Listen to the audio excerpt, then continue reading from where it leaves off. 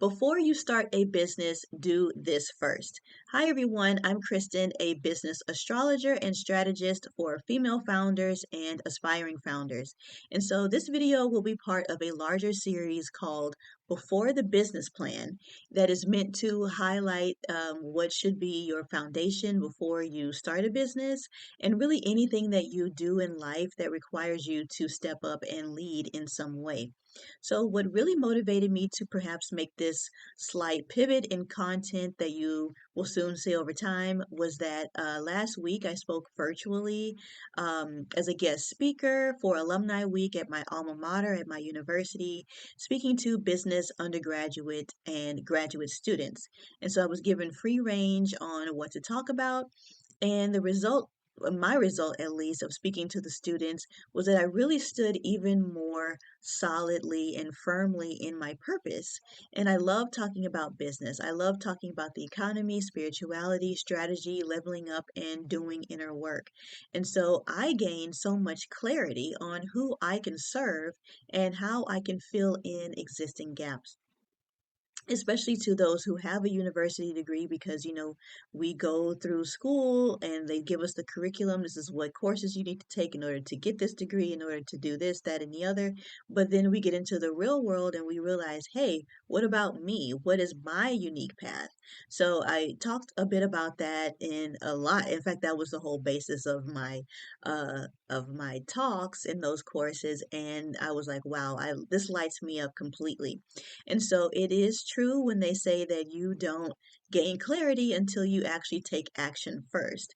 And so I witnessed my own embodiment during this guest speaking event, and even had me thinking about, how to better position my business to university graduates or university students, and, perhaps reach new clients that already have, some professional years of experience, or even have their own businesses already. Just how can I expand more in that way?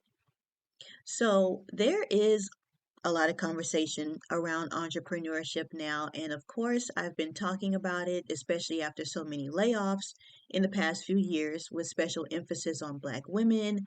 The economy is really having us view stability through a different lens. And who is responsible in providing that stability nowadays? And of course, how to actually provide stability. What is stability now? So, assuming that you've at least thought about entrepreneurship if you are watching this video, I believe that there is one thing that you should ask yourself first. And that is, what are my motivations in starting a business, in being a business owner, in entrepreneurship, and free enterprise? It's a simple question, but it's really the basics of your ethics, your values, your maturity levels, and how you categorize success. So perhaps even your longevity as a business owner and the feedback you receive even depends on this. And really be real with yourself. Are you starting a business because you hate your job or that you hate working? Are you using it or seeing it as a get out of jail free card because you think it's a faster way of making money because of who said what on the internet? Are you doing it out of desperation? Or is it perhaps the flexible lifestyle and impact that you can actually make on others? Or that you see needs that you can uniquely solve, and that you are uniquely capable of filling those needs. And so assess, where is this motivation coming from, and what is the experience that you want your clients, your colleagues, your employees to have when working with you. And so you don't have to be completely 100% ready, but you must examine your motivations and do so regularly. And you're the only one who can really determine that answer. And so the truth is that many businesses fail, trends will come and go, the economy will be up and down, and you have to get comfortable with being uncomfortable for most of the time. So, outlining the reasons why you feel moved and called towards entrepreneurship early on is imperative, and allowing the why to expand and change shape over time as you expand and change shape over time. And I'll give you an example of expanding and changing shape over time and how I help my clients actually work through this. So recently, I had a client who has been a CPA for many, many years, for well over 10 years, and she's already been in entrepreneurship for that length of time. And so she had a feeling that there was more for her to do besides being a CPA. And her why was that she wanted to help women on a deeper level and wanted to kind of explore in what other ways can she help women on a deeper level. And so she wanted a thorough assessment of her skills and gifts and ideas into pivoting into new areas. So she booked a session with me. She booked the Goddess of Commerce Codex, which I will actually show you here. So she booked the Goddess of Commerce Codex, which is a custom data-backed business blueprint that reveals your specific way of communicating, leading, making money, certain skills, and fortune areas that already set you up for success in business. You were already born with all of this information within you. And so this is a thorough report that includes the following areas. And so you'll see here, well, first of all, this is a heavily redacted document. I took a lot of information out as well as redacted most of it because clearly, can be exposing clients' information here. But this is a real report that I gave to a client. I would put their first and last names here. And of course, yes, men can absolutely book um, this report. I'll just remove the word goddess here, but I left it here because that's been most of my clients have been women. So we really go through all of these separate areas. Your North Star, your soul on a soul level about business, your purpose, your calling, your destiny. Because as we change, as this economy changes, as these systems and structures changes, what does not change is the purpose that you were born here to do. And so we can do that in so many different ways. We don't have to drop our education. We don't have to regret our education. We don't have to start over from scratch. We really are here to serve a purpose, and our education is just part of the experience that we gain in doing so when it comes to our purpose. So, um, my client, I assessed her spiritual gifts, and what she does is bringing a lot of structure to chaos. And I came up with areas that she specifically would be best suited for in helping women on a deeper level, and partnerships with even businesses and organizations that she could form. So as you see here, I gave her multiple different options. I gave, as you can see by the bullet points, this is a very extensive report. It is not something that you just get a few different ideas on. This is a really extensive one where you have you have multiple choices to choose from, and you're also not limited to any of the things that I come up with either. But it's definitely there to get your brain turning and really helping you see your skills, see your strengths in different ways than what the limitations of a university can show you. So they're there to provide you with a lot.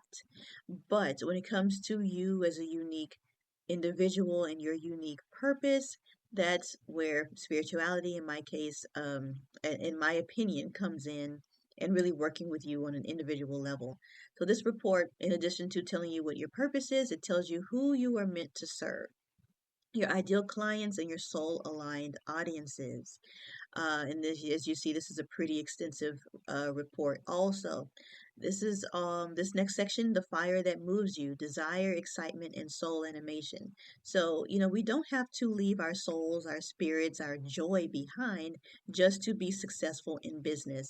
And so this is, a few paragraphs in what really brings you joy and what really truly animates your soul, and how that actually is your competitive advantage in business. The next section is your work ethic, your way of building discipline, sacred devotion, how you work, how you see work, how is it best suited for you. Not everyone is meant to work 9 to 5 in an office behind a computer. Some entrepreneurs are more front facing, more hands on. Some of them like to be in the background and don't like to um, really be so front facing or hands on with their businesses. They like to delegate more. How much rest do you need? Are you one that likes perhaps a consultant that likes to have new people coming in a lot, or do you like to work more intimately with each client on a long-term basis? All these things really assesses how you sorry about that. There's a loud truck outside. How you are meant to work, how you show up at work, what's your sacred devotion, your discipline, all of these things. So you're not meant to work like everyone. You have your own unique way of doing so, and this is highlighted here. As you can see, my client had a lot here, and so I went into detail there.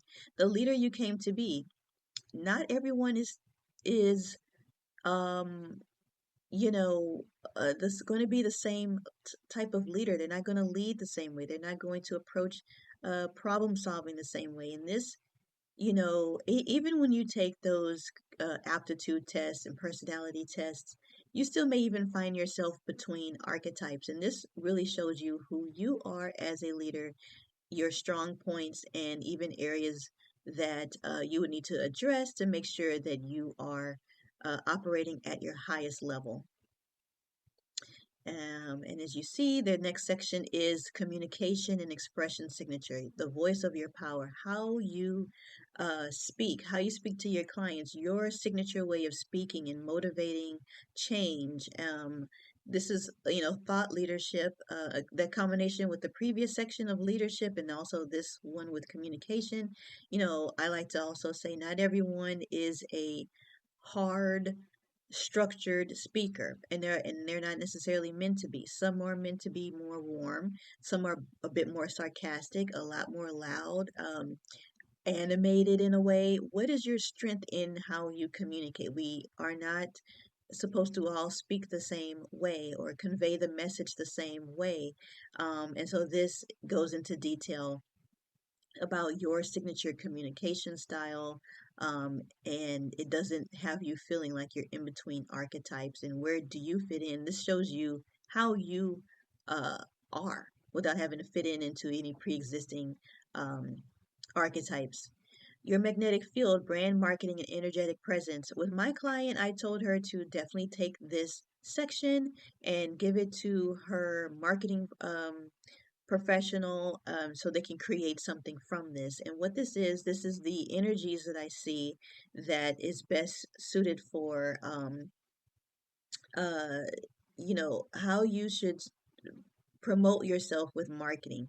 Your who are you at a glance? The feeling that you want your clients to feel when they look at your social media, or when you're on online, or what is the energy that you want to have? Are you easing them of pain?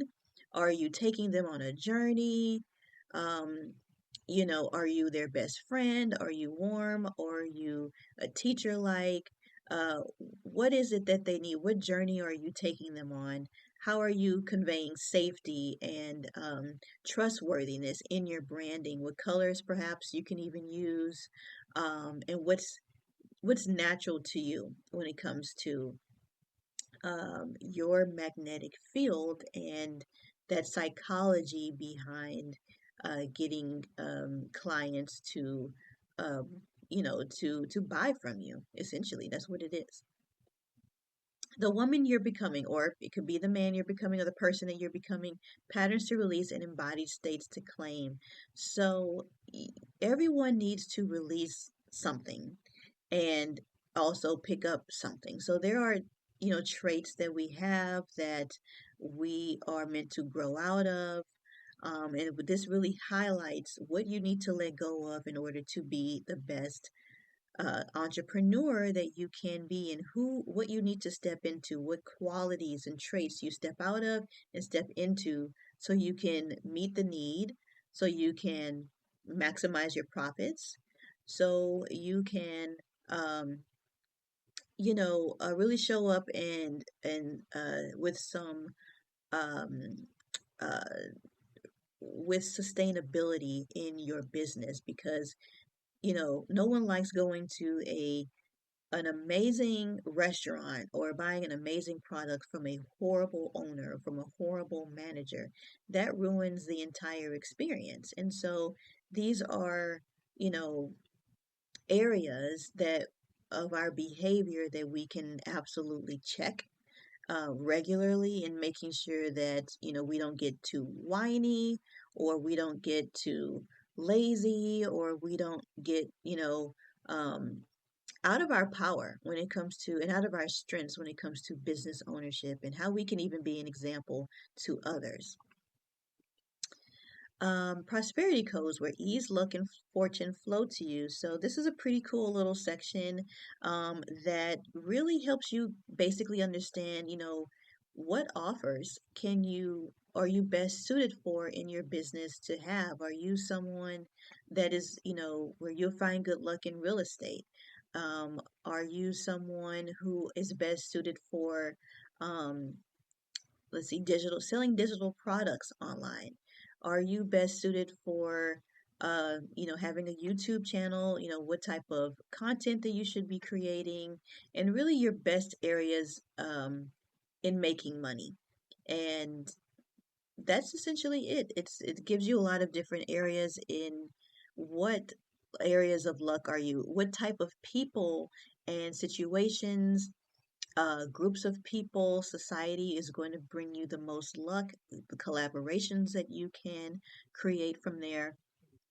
And it really definitely highlights areas of ease and luck when it comes to, like I said, real estate, investments, which ones are best suited for you. That way you don't have to work in areas that may have made someone else money, but it doesn't work for you. You see that it may work, like, oh, this person made so much money doing drop shipping or consulting, and you realize that's actually not your area. Maybe you are someone who wants to open up a restaurant or open up a barber shop or something like that. So you like personal communication in a different way. So, what's the best way for you to make money? And even things on the side, it doesn't even have to be just one business, but all sorts of ideas. Who your, uh, what area of society are you best suited for when it comes to partnerships? So, energetic balances. This is a really cool part of the chart. When it comes to the areas of life that you have strong areas in. With this particular client, there was a lot of hidden traits that she had to look into, a lot of areas of expansion. Her branding is actually really strong, and I would go into details here about what that really means for her. And so these are also pages that I have blanked out. But yeah, as you see, this is a very extensive report where I really go into deep detail on your purpose and your business purpose and how you are to show up as a business owner.